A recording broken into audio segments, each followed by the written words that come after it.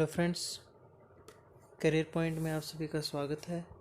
मेरा नाम अंशुल है और मैं आज से आपके लिए इंडियन पॉलिटी की नई सीरीज़ स्टार्ट करने वाला हूं।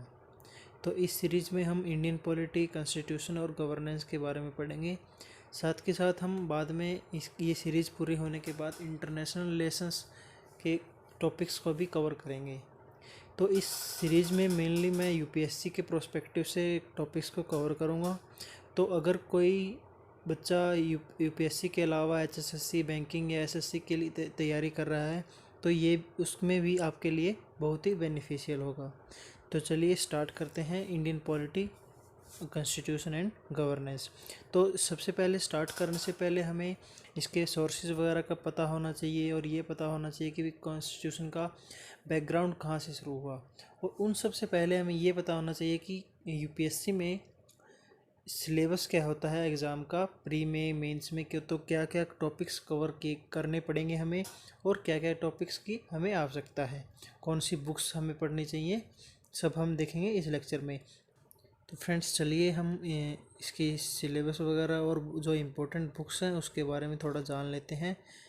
तो सिलेबस जो प्रीलिम का वो यूपीएससी कुछ खास डिफाइन नहीं करता है, उन्होंने बस ये कुछ टॉपिक्स सिलेबस में मेंशन कर रखे हैं जिसमें कि कॉन्स्टिट्यूशन, पॉलिटिकल सिस्टम, पंचायती राज, पब्लिक पॉलिसी, राइट इश्यूज़ और एटसेट्रा। देखिए फ्रेंड्स, ये यूपीएससी बहुत ही चालाक है, उसने एटसेट्रा लगा दिया लेकिन ये डिफ़ाइन नहीं किया कि एटसेट्रा के अंडर क्या आएगा। तो इसमें जो करंट अफेयर हैं या और भी अलग नए नए टॉपिक जो अभी मतलब पॉलिटी के प्रोस्पेक्टिव से, गवर्नेंस के प्रोस्पेक्टिव से या इंटरनेशनल रिलेशन के प्रोस्पेक्टिव से जो इम्पोर्टेंट है वो मेनली इसमें एटसेट्रा में डिफ़ाइन किए जाते हैं। इसमें जैसे आपको ये टॉपिक्स कवर करने के लिए करंट अफेयर्स का सहारा लेना पड़ेगा। करंट अफेयर्स आप हमारे लेक्चर पर भी देख सकते हैं जो हम कल आज से स्टार्ट करने वाले हैं। कुणाल खुराना सर हमें पढ़ाने वाले हैं करंट अफेयर्स के टॉपिक। और साथ के साथ आप हिंदू एनालिसिस वगैरह भी चेक कर सकते हैं। और अगर पॉसिबल हो तो द हिंदू न्यूज़पेपर आप लगवा लीजिए या ऑनलाइन भी अवेलेबल है, हम ऑनलाइन पढ़ सकते हैं आप। और अगर आप इंग्लिश में आपकी इतनी अच्छी इंग्लिश नहीं है और आप हिंदी में तैयारी करना चाहते हैं तो आप इसके साथ साथ द हिंदू के अलावा आप अगर कोशिश हो तो द हिंदू ही पढ़ें। लेकिन अगर आप नहीं पढ़ सकते, कुछ अवेलेबिलिटी नहीं है या कुछ और प्रॉब्लम है तो उसमें आप क्या कर सकते हैं कि आप हिंदी का कोई भी अच्छा सा न्यूज़पेपर जैसे दैनिक भास्कर हो गया, इस तरह के न्यूज़पेपर को आप का सहारा ले सकते हैं। इससे क्या होगा, आपकी मेनली आपका मेन मोटिव होना चाहिए कि आपको करंट अफेयर या जो करंट में हॉट टॉपिक्स चल रहे हैं उनको आप छोड़ देना और वो आपके अच्छे से कवर हो जाए। तो चलिए आगे अभी मेंस के सिलेबस के बारे में चेक करते हैं। तो फ्रेंड्स, मेंस में यूपीएससी ने काफ़ी अच्छे से सिलेबस को डिफ़ाइन किया है। उसमें पहला टॉपिक आता है इंडियन कॉन्स्टिट्यूशन। इंडियन कॉन्स्टिट्यूशन में क्या आता है, हिस्टोरिकल अंडरपिनिंग्स, मतलब भी जो अंग्रेज़ों के कुछ एक्ट्स वगैरह थे जो कि काफ़ी अच्छे थे, जिनके ऊपर बेस बना के हमारे कॉन्स्टिट्यूशन असेंबली ने काफ़ी सारे उनसे पॉइंट मतलब ग्रहण किए हैं। और कुछ जो कॉन्स्टिट्यूशन के पार्ट हैं वो हमने विदेशों से भी, जैसे यूएसए से, जापान से और भी कई देशों से हमने वो यूएसएसआर से हमने ये वो पॉइंट्स लिए हैं और उसको काफ़ी अच्छे से इवॉल्व करके उसके फीचर्स वगैरह का क्या होते हैं, अमेंडमेंट्स क्या, आज तक अमेंडमेंट बहुत सारी अमेंडमेंट हो चुकी हैं, तकरीबन 130 के आसपास अमेंडमेंट हो चुकी हैं, और कॉन्स्टिट्यूशन का बेसिक स्ट्रक्चर क्या होता है। तो ये सब फ्रेंड्स हम आगे के लेक्चर सीरीज में हम आपको पढ़ाएंगे। तो नेक्स्ट है अभी functions and responsibilities of union states. ये मतलब कि स्टेट्स की क्या क्या फंक्शन है, क्या क्या उसकी रिस्पॉन्सिबिलिटी हैं, क्या क्या उनको प्रिविलेज वगैरह मिले हुए हैं, तो ये सब डिफाइंड कॉन्स्टिट्यूशन में डिफाइंड है। तो इसके बारे में भी हम पढ़ेंगे। आगे है issues and challenges pertaining to the federal structure. भी आपको पता है कि इंडिया का जो कॉन्स्टिट्यूशन है, जो इंडिया की डेमोक्रेसी है, वो क्वासी फेडरल है। क्वासी फेडरल का मतलब ये हो गया कि भाई कुछ फेडरल है और कुछ यूनिटरी है। तो इससे डिफ़ाइन क्या होता है कि कुछ उन्होंने फैसिलिटीज़ फेडरल के जो देश हैं जो उनसे ली गई हैं और कुछ यूनिटरी स्ट्रक्चर है जहाँ पे उन देशों से लिया गया है। और डिवोल्यूशन ऑफ पावर्स का मतलब भी किस तरह से पावर डिफाइंड है, स्टेट को कौन सी पावर दी गई है, सेंटर को कौन सी पावर दी गई है। और कुछ पावर ऐसी भी हैं जो दोनों को इकट्ठे दी गई हैं, मतलब उन पे अगर दोनों मान लो कोई रूल बनाना है तो वो दोनों स्टेट भी और सेंटर भी रूल बना सकता है। तो ये कुछ पावर वगैरह का डिवोल्यूशन है, इसके बारे में भी हम आगे वाले लेक्चर्स में पढ़ेंगे। तो आखिरी में बच गया and finances up to local level and challenges there in. भाई मतलब कि फाइनेंस वगैरह, क्योंकि अभी आपको पता है कि सरकार चलाना है, देश चलाना है, तो उसमें पैसों की भी आवश्यकता रहेगी। और उसमें जैसे कि कुछ बहुत सारे फंड होते हैं, कॉन्टीजेंसी फंड होता है, पब्लिक फंड होता है, तो उनमें से पैसे कैसे लोकल तक और हर बंदे तक पहुंचेंगे, और उनमें क्या क्या चैलेंजेस आते हैं और क्या क्या चैलेंजेस को उनको फेस करना पड़ सकता है, तो उन सब के बारे में भी हम इस लेक्चर आगे के टॉपिक्स में पढ़ेंगे। नेक्स्ट है separation of power between various organs कैसे कैसे हो गए ऑर्गन्स में, जैसे लेजिस्लेटिव आ गया, जुडिशरी आ गया और एग्जीक्यूटिव आ गया, इन सब के बारे में भी हम पढ़ेंगे। तो वेरियस सेपरेशन ऑफ पावर, जैसे जुडिशरी की अलग पावर है, लेजिस्लेटिव की अलग पावर है, और एग्जीक्यूटिव के पास अपनी अलग पावर्स होती हैं। और डिस्प्यूट अगर मान लो कुछ हो जाता है उनमें आपस में, तो उसको कैसे मतलब सॉल्व किया जाए, तो इसके बारे में भी हम इसमें सीरीज में पढ़ने वाले हैं। तो नेक्स्ट है comparison of Indian constitution scheme with that of other countries. जैसे कि आपको पता है कि हमारे कॉन्स्टिट्यूशन में बहुत सारे जो सेक्शंस हैं, बहुत सारे आर्टिकल्स हैं, वो दूसरे देशों से जैसे यूएसए, यूएसएसआर और जापान, ऐसे ऑस्ट्रेलिया, बहुत सारे देशों से हमने ये कॉन्स्टिट्यूशन के कुछ कुछ स्कीम्स या कुछ कुछ आर्टिकल्स हमने डेवलप किए हैं, वहाँ से भी लिया था। तो उससे क्या उनमें कंपैरिजन करेंगे कि भी वहाँ क्या कुछ स्कीम्स चल रही हैं उनके बेस पे, और इंडिया में क्या कुछ स्कीम चल रही हैं। और नेक्स्ट है पार्लियामेंट्री एंड स्टेट लेजिस्लेचर। मतलब आपको पता है कि जो पार्लियामेंट्री सिस्टम है वो सेंटर में पार्लियामेंट्री सिस्टम होता है, और स्टेट में क्या होता है, लेजिस्लेटिव या लेजिस्लेचर होता है। तो उसका स्ट्रक्चर क्या होता है, फंक्शनिंग कैसे होती है, बिजनेस कैसे कंडक्ट होता है, कि भाई कितने साल का टाइम पीरियड होता है वहाँ पे, कैसे कैसे कितने सेशन होते हैं साल में, और पावर्स एंड प्रिविलेजेस कितने, मतलब जो एमएलए हैं या एमपी हैं उनको क्या कुछ पावर्स मिली हुई हैं, उनके क्या प्रिविलेजेस हैं, और इश्यूज अराइजिंग आउट देयर, कि भाई अगर मान लो संसद का सेशन चल रहा है तो वहाँ पे क्या क्या प्रॉब्लम आ सकती हैं। तो उन सब के बारे में भी हम आगे वाले सीरीज़ में लेक्चर्स में पढ़ेंगे। तो नेक्स्ट है structure and organisation and functioning of the executive and judiciary. तो अब नहीं, यहाँ हमने पहले क्या पढ़ा कि वही लेजिस्लेटिव में क्या कुछ स्ट्रक्चर होता है, वहाँ क्या फंक्शनिंग होती है, उनका कैसे बिजनेस वगैरह चलता है। अभी आगे आगे वाले में लेक्चर, आगे वाले सिलेबस में क्या कह रखे हैं कि जो एग्जीक्यूटिव है और जुडिशरी है, मिनिस्ट्रीज हैं, डिपार्टमेंट्स है वेरियस, तो उन सब की फंक्शनिंग और स्ट्रक्चर और ऑर्गेनाइजेशन क्या कुछ है, तो उसके बारे में भी ये सिलेबस में मैंशन कर रखा है। तो नेक्स्ट है pressure groups, formal and informal associations then their role in polity. तो जैसे कि आपको पता है कि अगर गवर्नमेंट है तो उसके अपोजिशन भी होगी कुछ, तो अपोजिशन एक तरह से प्रेशर ग्रुप का काम करता है। और इनके फॉर्मल इनफॉर्मल एसोसिएशन में बहुत सारे एसोसिएशन आते हैं, जैसे कि भाई जो विदेशों के आपस में एसोसिएशन है, जैसे G20 हो गया, G7 हो गया, इस तरह ही कंट्री में भी बहुत सारे एसोसिएशन होते हैं, तो जो वेरियस फंक्शंस को संभालते हैं। तो अगला है silent features of representation of people's act. तो ये रिप्रेजेंटेशन ऑफ पीपल एक्ट है, इसके क्या फीचर वगैरह हैं, इसके बारे में भी हम पढ़ेंगे। Appointments to various constitutional post होते हैं, जैसे कि यूपीएससी है, तो यूपीएससी के मेंबर्स हो गए, जो यूपीएससी के हेड हो गए, या फिर स्टेट पीएससी होगी, जैसे Haryana PSC, public service commission. तो इस तरह से जो कॉन्स्टिट्यूशन में जिनको डिफाइन किया गया है उनको कहते हैं कॉन्स्टिट्यूशनल पोस्ट।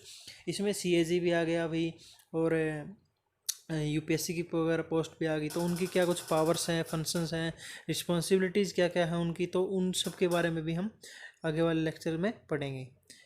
अभी नेक्स्ट है statutory, regulatory and various quasi judicial bodies. Quasi judicial bodies में क्या हो गया भाई, उनका कुछ फंक्शन होता है जुडिशियल का, कुछ फंक्शन होता है उनका भाई एग्जीक्यूटिव का, तो वो दोनों फंक्शंस करते हैं। तो इसमें कुछ क्वासी जुडिशियल बॉडीज आ जाती हैं। स्टैट्यूटरी बॉडी जो होती हैं वो होती हैं जो कॉन्स्टिट्यूशन में डिफाइंड है।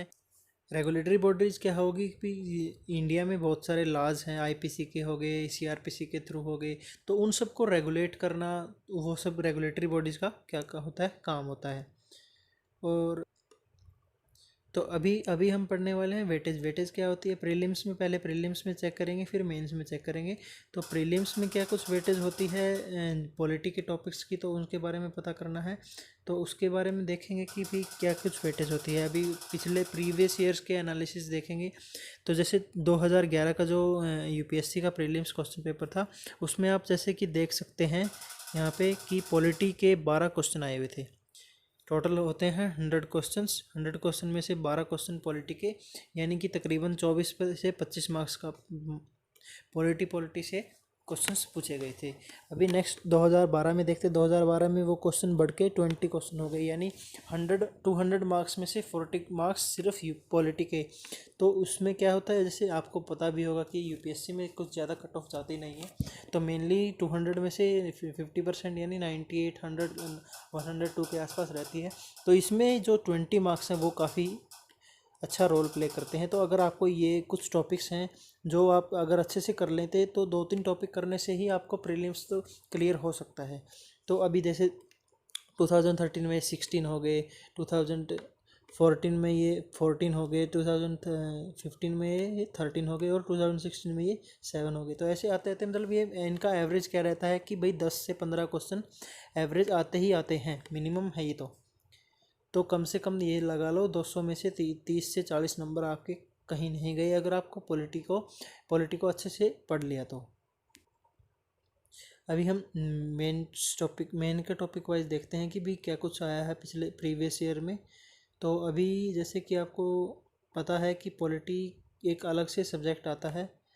तो पॉलिटी में जैसे कि basic structure, executive, legislative, power separation, इन सब के ऊपर 10-10 क्वेश्चन आए हैं 2013 में। और ये क्वेश्चन बढ़ के देखिए 2014 में 12.5 नंबर के क्वेश्चन आए हुए हैं। 12.5 मार्क्स के मार्क्स हैं, सॉरी ये क्वेश्चन नहीं है, मार्क्स हैं। तो इसमें जैसे जो 2015 में तो आप देखिए बिल्कुल ही 37 मार्क्स तो अकेले बेसिक स्ट्रक्चर के ऊपर आए हुए थे, और 2014 में 25 क्वेश्चन अकेले एग्जीक्यूटिव के ऊपर आए हुए थे।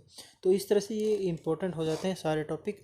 और ये फेडरल हो गया, लोकल बॉडीज़ के ऊपर हो गई, 30 मार्क्स इसमें आए हुए हैं, 12.5 इसमें आए हुए हैं, 37.5 इधर आए हुए हैं। तो मतलब आपको ये टेबल देख के पता ही चल ही रहा होगा कि जैसे अराउंड 50 जो टोटल क्वेश्चन होते हैं उसमें से 50 क्वेश्चन तो अकेले पॉलिटी से आते हैं। बाकी गवर्नेंस और वेलफेयर और इंटरनेशनल रिलेशन से भी क्वेश्चंस काफ़ी देखे गए हैं। तो जो ये है मेंस का टॉपिक, मेंस का GS2 में 250, जैसे कि आपको पता है 250 मार्क्स का होता है। तो 250 में से अराउंड 50 से 60 क्वेश्चन तो अकेले पॉलिटी से ही आ जाते हैं, और उसके अलावा फिर रह जाता है गवर्नेंस, वेलफेयर और इंटरनेशनल रिलेशंस।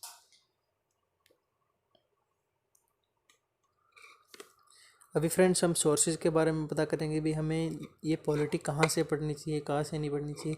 तो सबसे पहले अगर तो आपको अगर बेसिक्स वगैरह आते हैं उनके, और अगर आपने कभी पहले नहीं पढ़ा है, अगर नहीं पढ़ा है तो आप सबसे पहले एनसीईआरटी जाके कवर कीजिए। एनसीईआरटी में होती है 11th से 12th की दोनों साल की। अगर एनसीईआरटी आपने कवर कर ली तो आपको ज़्यादा दिक्कत नहीं आएगी।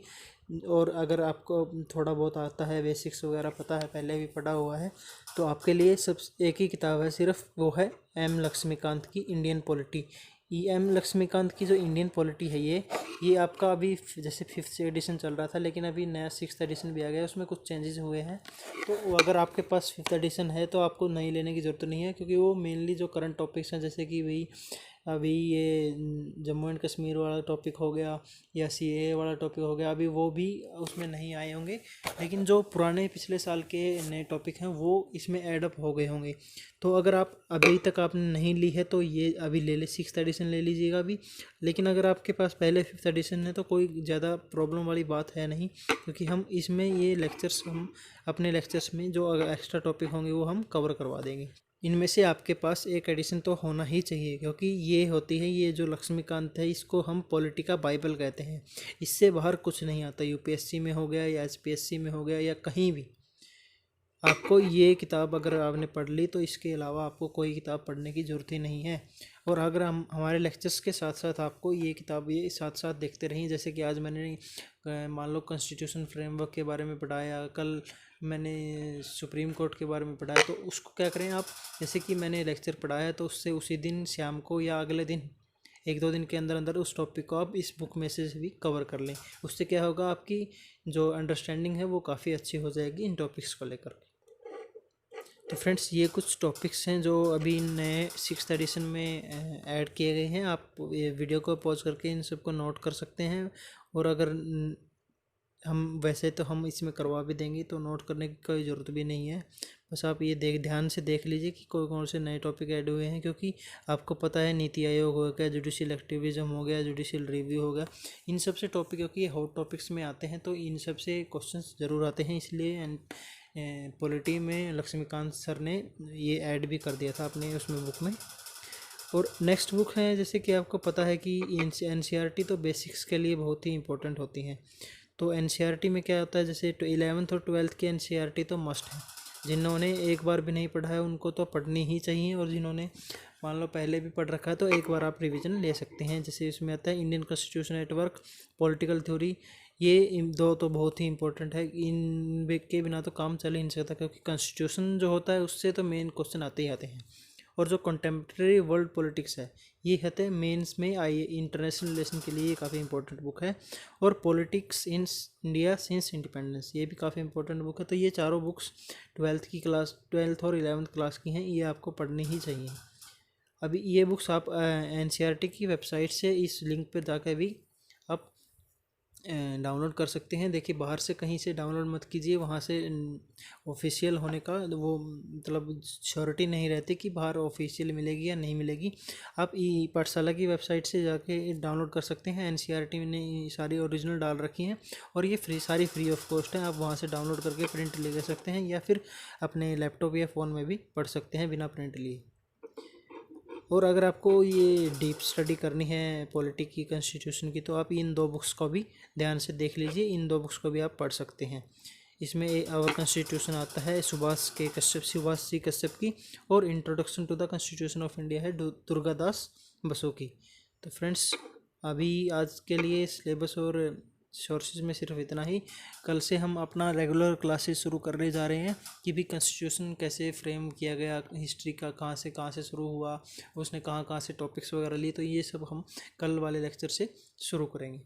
तो आज के लिए फ्रेंड्स इतना ही। अगर आपको वीडियो पसंद आई है तो लाइक कीजिए, सब्सक्राइब, और चैनल को सब्सक्राइब कीजिए, और ज़्यादा से ज़्यादा बच्चों की तरफ ये पहुँचाइए, ताकि वो भी इस मौके का फ़ायदा उठा सकें और इस UPSC की तैयारी अपनी फ्री में कर सकें। Thank you very much.